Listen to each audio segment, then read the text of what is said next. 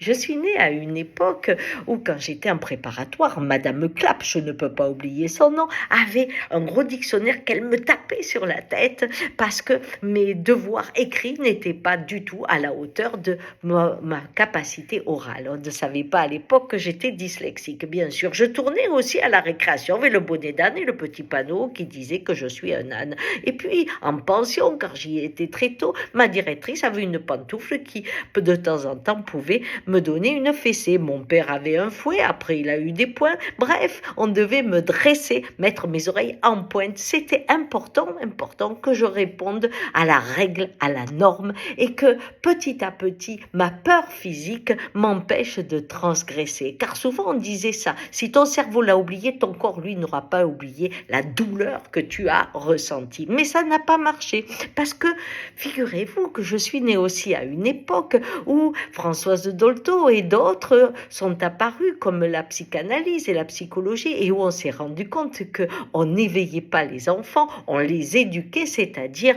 on les maltraitait pour qu'ils n'aient pas de pensée et qu'ils soient conformes à ce qu'on attendait d'eux. C'est comme ça qu'il y avait l'uniforme, bien entendu, mais on a trouvé 68, où nous on s'est battu et on avait envie au contraire que la parole prenne la place des coups. On est rentré dans cette période où on a inventé des techniques extraordinaires.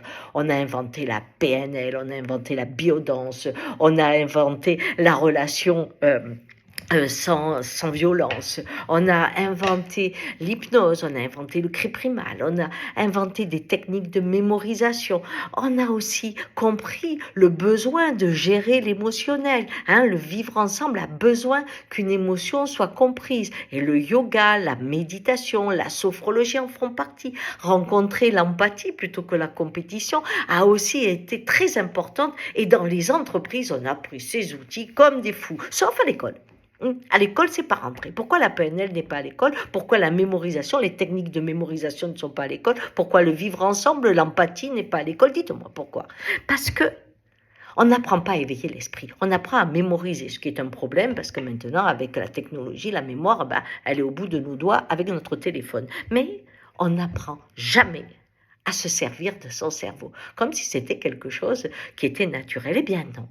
Les apprentissages, si vous en avez fait dans les sociétés, vous vous rendez compte que c'est important. Si vous avez eu des groupes de parole, vous avez compris aussi combien l'autre était semblable alors qu'il vous paraissait différent.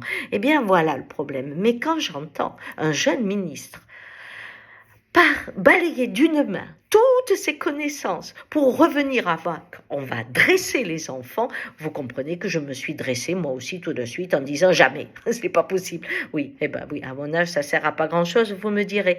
Mais ce que je sais, c'est qu'on abîme les gens pour en faire des moutons et les empêcher de penser. Or, l'école, normalement, c'était l'éveil de l'esprit pour pouvoir ouvrir le cœur et vivre en paix. Je suis désolée, mais je ne peux pas adhérer à ce que ce jeune ministre, qui n'a jamais connu les coups, puisse proposer ce mot dans son discours. Ciao.